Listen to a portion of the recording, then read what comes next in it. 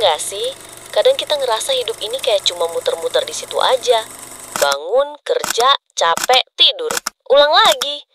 Rutinitas yang bikin nyesek, semangat perlahan luntur, dan ujung-ujungnya kita cuma bisa nanya, sebenarnya gue hidup buat apa sih? Nah, keresahan itu juga yang bikin gue nggak bisa diem. Rasanya gue mau lebih dari cuma hidup. Gue pengen bikin cerita, ninggalin jejak, dan nemuin makna dari tiap langkah yang gue ambil. Dan perjalanan ini tuh udah gue mulai dari 8 tahun lalu, pas pertama kali kenal yang namanya organisasi waktu SLTP. Dari situ, satu persatu pencerahan mulai dateng. Pelajaran paling epik yang gue dapet dari organisasi itu namanya analisa diri, atau andir. Awalnya sih gue mikir, apaan sih? Kok cuma disuruh kenal diri sendiri? Apa hubungannya sama keresahan hidup gue? Tapi makin kesini, gue baru sadar kalau andir itu fondasi buat lo bisa mikir kritis. Lewat andir, gue diajak buat bener-bener kenal siapa diri gue, apa kelebihan gue, dan di mana kelemahan gue. Ini bukan cuma introspeksi asal-asalan, tapi bener-bener menyelami gimana gue mikir, apa nilai-nilai yang gue pegang, dan apa sih yang bikin gue termotivasi. Dan yang paling keren, pas gue makin kenal diri sendiri, gue jadi makin peka sama lingkungan sekitar. Gue mulai ngerti dinamika sosial, bisa baca fenomena yang ada, dan ngelihat dunia dengan perspektif yang lebih luas. Andir bukan tujuan, tapi kayak cermin yang ngebantu gue ngelihat diri dan dunia lebih jelas, jadi pijakan buat melangkah lebih jauh. Pencerahan kedua datang dari jatuh cinta yang gak terduga. Bukan sama orang, tapi sama buku. Kedengarannya klise, tapi sumpah ini benar-benar titik balik yang ngubah segalanya. Buku itu kayak portal ke dimensi baru, yang ngasih gue hal-hal gokil yang gak bakal gue dapat dari media sosial. Buku nyajiin informasi yang detail, lengkap, dan bisa dipertanggungjawabkan. Dia ngasih ruang buat gue berimajinasi, nyambungin benang-benang informasi, dan narik kesimpulan sendiri. Dari situ, pandangan gue ke dunia langsung berubah 360 derajat. Gue sadar, kadang kita ngerasa tenang itu justru karena kita nggak tahu apa-apa. Tapi, begitu kita mulai ngulik ilmu, wawasan kita melebar, dan kita mulai ngelihat kompleksitas serta keindahan di setiap sudut. Ini nih, awal mula gue nyari makna hidup yang sesungguhnya. Terus, kenapa gue milih jalan hidup kayak gini? Ada 3 motivasi kuat yang terus gue pegang dari 8 tahun lalu.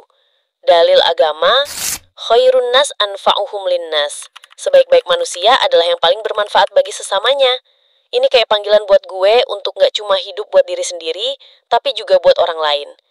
Nasihat dari Kiai Haji Tolhah Mansur. Cita-cita Ibnu adalah membentuk manusia berilmu yang dekat dengan masyarakat, bukan manusia calon kasta elit dalam masyarakat. Pesan ini ngingetin gue pentingnya punya ilmu yang membumi. Ilmu yang dipakai buat deketin diri ke masyarakat, bukan buat bikin jurang pemisah. Kutipan Tan Malaka. Bila kaum muda yang telah belajar di sekolah dan menganggap dirinya terlalu tinggi dan pintar untuk melebur dengan masyarakat yang bekerja dengan cangkul dan hanya memiliki cita-cita yang sederhana, maka lebih baik pendidikan itu tidak diberikan sama sekali. Ini tamparan keras buat siapa aja yang ngerasa pintar tapi malas kontribusi buat masyarakat. 3 motivasi ini yang bikin gue pengen terus ngasih manfaat buat lingkungan gue, mulai dari teman-teman dan keluarga. Emang gak gampang. Ngebangun pola pikir dan nalar kritis yang gak gampang puas sama jawaban instan itu perjuangan banget. Kadang gue ngerasa sia-sia pas omongan gue gak didengerin.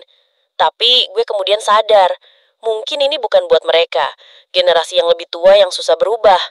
Ini buat kita, generasi penerus bangsa, yang gak mau ngulangin kesalahan yang bikin kita resah sekarang. Ini panggilan buat bangun masyarakat baru, dorong kemajuan bangsa menuju Indonesia Emas 2045. Kenapa sih penting banget buat ngajak orang-orang di sekitar kita buat punya nalar kritis, idealisme, dan gak gampang puas sama jawaban instan? Bayangin, kalau kita hidup di dunia di mana sebuah orang cuma nelan informasi mentah-mentah, gak nanya, gak mikir. Sebuah dunia di mana kebohongan gampang banget nyebar dan keputusan-keputusan penting diambil tanpa dipikirin mateng-mateng. Kita bakal kejebak di situ-situ aja, gampang diombang-ambingin, dan hilang arah. Nalar kritis itu kayak perisai dari info sesat. Kompas yang nuntun kita ngambil keputusan, dan pisau yang ngebongkar setiap masalah sampai ke akarnya. Dia ngelatih kita buat gak cuma nerima, tapi juga mempertanyakan, mengevaluasi, dan ngebangun opini kita sendiri berdasarkan data dan logika yang kuat. Punya idealisme itu artinya kita punya visi, mimpi tentang dunia yang lebih baik. Idealisme lah yang bikin kita motivasi buat bikin inovasi, berjuang demi keadilan, dan gak gampang nyerah. Tanpa idealisme, kita gampang ke bawah arus, hilang semangat, dan jadi bagian dari masalah, bukan solusi. Dan yang gak kalah penting, gak gampang puas sama jawaban instan. Di era digital, kita terbiasa dengan semua yang serba cepat. Tapi masalah-masalah kompleks gak bisa diselesaikan cuma dengan jawaban kilat. Butuh pemikiran yang dalam, riset, dan diskusi. Gak puas sama jawaban instan ini yang bikin kita ngulik lebih dalam, nyari akar masalah, dan nemuin solusi yang bisa bertahan lama, bukan cuma sementara. Dengan ngedukasi orang-orang di sekitar kita tentang hal-hal ini, kita lagi nanam benih-benih perubahan. Kita lagi bangun fondasi buat generasi yang lebih cerdas, lebih tangguh, dan lebih bertanggung jawab. Generasi yang siap hadepin tantangan masa depan, bangun masyarakat yang lebih maju, dan wujudin cita-cita bangsa.